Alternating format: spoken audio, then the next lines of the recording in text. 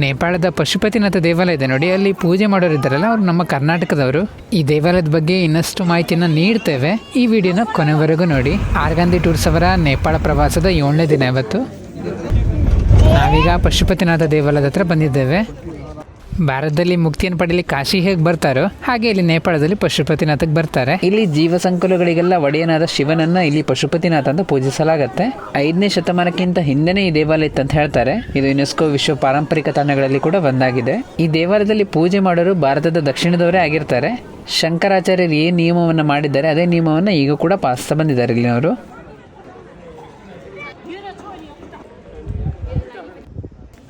ಈಗ ನಾವು ಮಧ್ಯಾಹ್ನ ಊಟಕ್ಕೆ ಹೋಗ್ತಾ ಇರೋದು.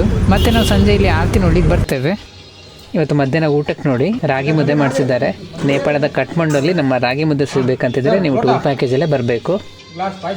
ಆರ್ಗಾಂಧಿ ಟೂರ್ಸಲ್ಲಿ ನಮ್ಮ ಕರ್ನಾಟಕದ ಅಡುಗೆಯವರೇ ಇರ್ತಾರೆ.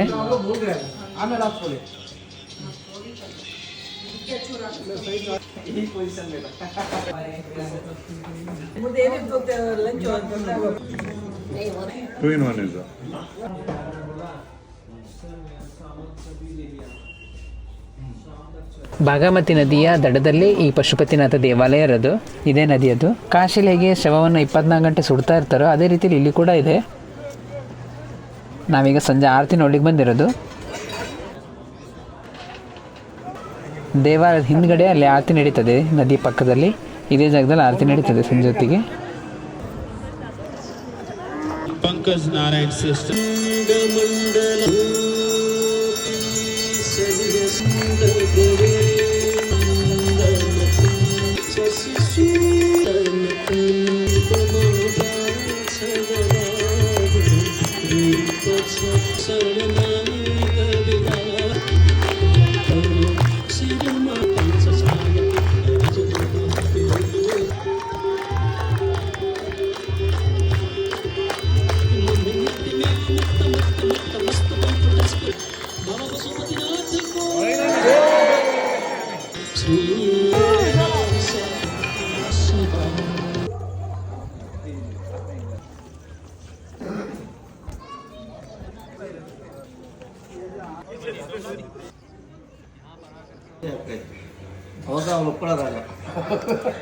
ಸಂಜೆ ಆರತಿ ನೋಡಿಕೊಂಡು ನಾವು ರೂಮ್ ಕಡೆಗೆ ಹೋದ್ವಿ.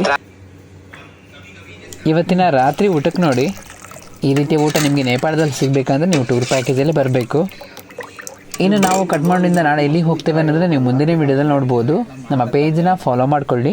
ಆರ್ಗಾಂಧಿ ಟೂರ್ಸ್ ಅವರ ಫೋನ್ ನಂಬರ್ನ ಕೊಟ್ಟಿರ್ತೇವೆ, ತಪ್ಪದೆ ನೀವು ಅವ್ರನ್ನೊಮ್ಮೆ ಕಾಂಟ್ಯಾಕ್ಟ್ ಮಾಡಿ.